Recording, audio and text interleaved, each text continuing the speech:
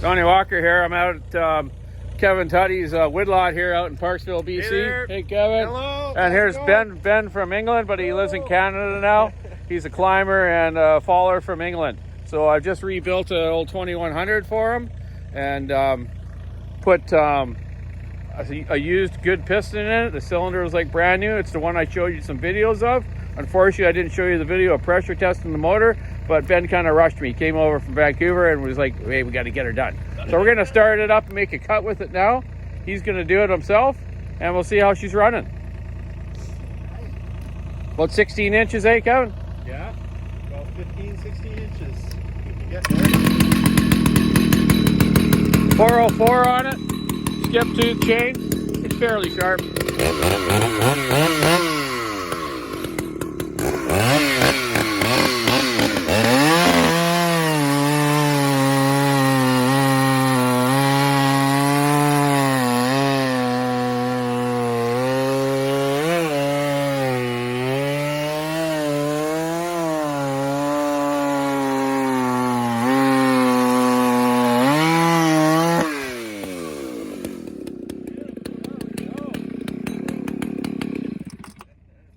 The Harley of chainsaws. Hear that thing? Bop, bop, bop, bop. It's like you got a nice little... like the paint's melting off the muffler. Exactly. Nice. Nothing like some two-stroke in the morning, eh, boys? Yeah.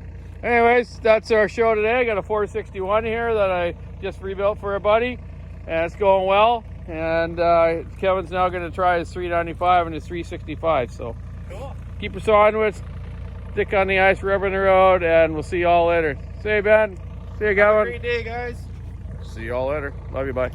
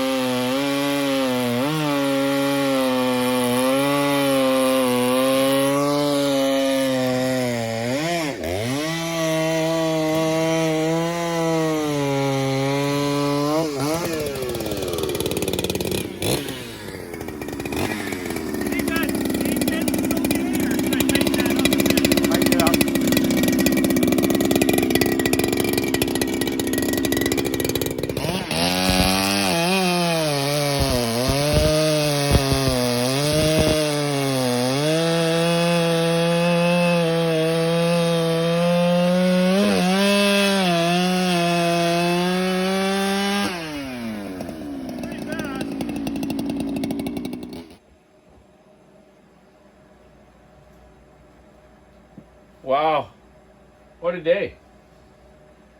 Yesterday, I showed you on a video, I made those tools. They're doing some crankcase separation to put back together, bearing splitting, saws back together.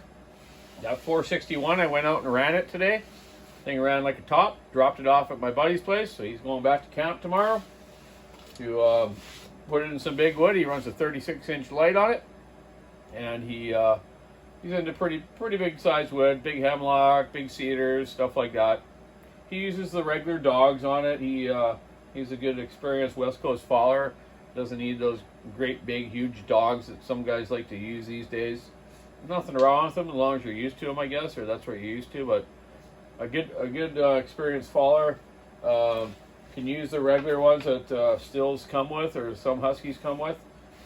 Sometimes if they're in a bit of, the bigger flare butt cedars and stuff, they like that bigger dog, but they adapt to it, okay? It works fine.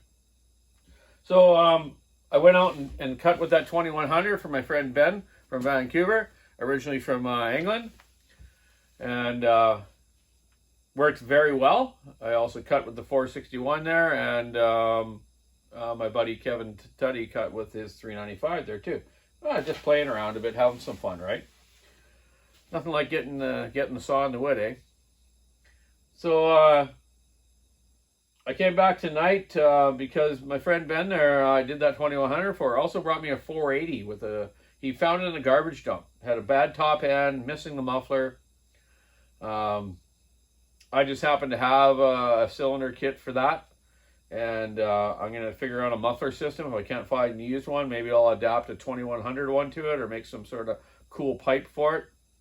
And he wants me to do it when I have time. It's not going to be done tomorrow or next week, probably a couple of months from now. But it's for his friend Pete Robson in England. He's known him as their childhood friends and worked together for years. Pete used to run some of those big, huge drum chippers or big chippers, you know, to just eat up logs and wood and crap, right? So Ben wants me to build this saw for him to have a walkerized saw. He watches my channel, so I think that's pretty cool. It's so cool through YouTube and the channel how I've met a lot of people around the world, which I've already known a lot of people around the world. Don't get me wrong, through my racing and saw stuff for years, I've known people, but through YouTube, I've developed more friends all over North America and the world. It's very cool. So thanks for watching, and I hope you enjoy what I try to teach you or show you, okay? So the reason I kind of talked about that is because a friend of mine, Fred Davison, gave me his dad's saw a while back to just use as a kind of a prop for my 80cc vintage builds. Not builds, but running some 80cc old saws and compare which ones were really cool and good, eh? It also was hard starting, so he wanted me just to tune it up a bit. But his dad, Art, and it's funny, his dad has been bringing me this saw since I was a little kid. I've been tuning this saw up for years. His dad, unfortunately, has got a bit old and has to be taken care of in a care home. So, hi Art, if you ever watch this, it'd be nice to see you again. But Fred, I put the chain brake back together, and oh my goodness, guys! Has anyone ever put one of these chain brakes together on an old 480 Husky CD? These are a manual chain brake, so it's not an inertia. So it doesn't work by weight, or it doesn't work by hitting it with your wrist. It works by the suspension. So watch this here. You see this here? This is what they call like an adjustment screw or limiter screw for your chain brake. So what you do is as you're pushing on it, see, that just turned on because the suspension, as I move the gas tank anti-elements, the vibration elements, it pushed this screw onto that lever and then made the chain brake come on. So it's a manual setup. Not as safe as the newer type ones, but it still was effective and it worked. It probably saved some lives or some legs from being cut, eh? See, you can't put that on because you have to hit it with this. Okay, then it goes on. There's a bit of an adjust. You can adjust this screw. So if your mounts are fairly new and pretty tight still, it would take a lot of force to actually set this off. So you can adjust it so it's closer, so it's more sensitive, or you can adjust it back so it's not as sensitive. That's a hard word to say, eh? Anyways, cool 480, excellent shape, awesome. I'm going to give it a little tune-up, put the bar chain back on it, and give it back to Fred Davison. Thanks, Fred. Sorry for having it so long. I'll get it back to you. He also gave me his dad's original Pioneer saw that his dad ran for years, a bunch of spare parts for it, and I've actually had it already fired once, but I'm not going to fire it tonight. But I just want to show you this. It's a pretty cool saw. It actually has chisel chain on it, which obviously Fred must have put on it because you can't buy that old round stuff anymore unless you order it custom, right? But old round tooth chain is better to use if you're in dirty conditions, or these old slow saws work just fine with it. It's a Pioneer 700. What a beast, eh? Like, oh, man, I don't know what that weighs. It's got to be a good 30 pounds. But amazing. Can't quite remember the year of this. If you look up on the Chainsaw Collector's Corner, which I should have a second ago, I would tell you. But I think I already did. I just can't remember. Still turns over good. Like I say, it was running. And I will run it again and make some cuts with it. It's got that old Morris type starter system, which Yeah, Bill, I'm going to do a video on that and show people how you can fix those to make them engage. Sorry, man. It's been like a couple years now, eh, man? Sorry about that, Bill. We'll get her done. So, yeah, nice day today. Went out and ran a couple saws. Working on this one. Just put this back together here in a minute. And tomorrow I'll work on it a little more.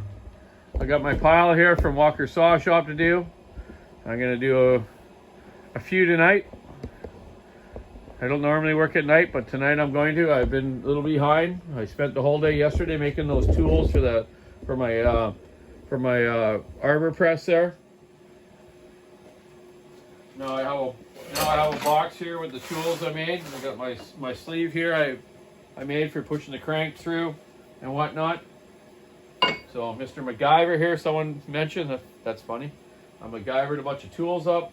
It's all working fine. So next time I need to go do one, it's not going to take me the whole day. I'm going to be able to wham bam, it's done.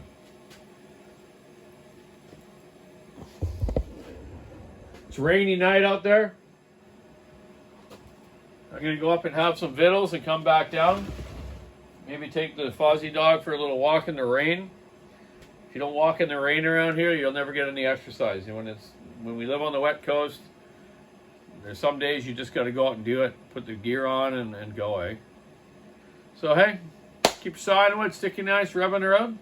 Have a great night. Thanks, everyone, for watching. And nice meeting everyone around the world through the channel. Have a good night. Bye now.